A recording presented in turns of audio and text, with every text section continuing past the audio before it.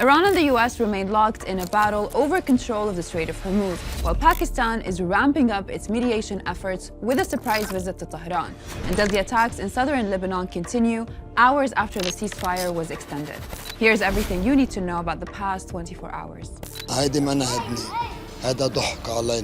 Iran is making it clear, control of the Strait of Hormuz is its sovereign right. Tehran says it will unveil a new plan to manage traffic through the waterway, which would include toll fees for ships to pass through. It also says enemy weapon shipments will be blocked from using the straits. Speculation over Tehran charging fees for safe passage through the strait are not new. Multiple reports suggest some vessels have made that journey in coordination with the IRGC in recent months.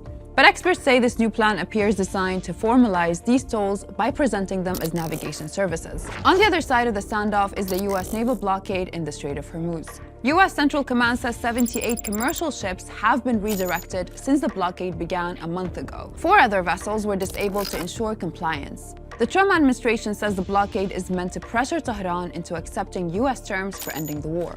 In a post on Truth Social, Trump appeared to warn Iran against tightening its restrictions further.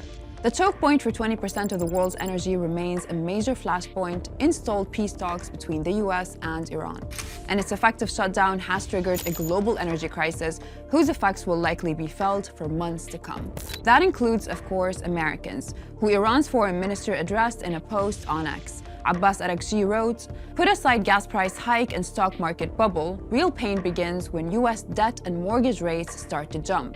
Auto loan delinquencies are already at a 30-plus-year high." He followed that with, "This was all avoidable," a reference to what he calls a war of choice by the US government on Iran. And as Iran wars of economic blowback abroad, it's also shoring up ties closer to home. Pakistan discussed border trade with Iran during an unannounced visit to Tehran by Interior Minister Mohsen Naqvi. Both sides say they will streamline border crossings, transit, and trade. Iran says ties with Pakistan remain positive and that it hopes to expand political and economic cooperation.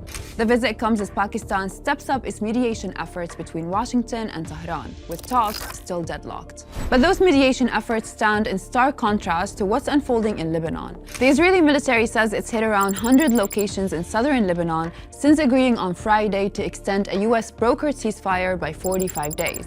It also issued more forced displacement orders for at least 9 Lebanese villages. Israel says it's striking sites linked to Hezbollah, and the group says it's launching a swarm of attacks targeting the Israeli military. That's it from me today. Stay with us on Al Jazeera for all your updates in the war on Iran.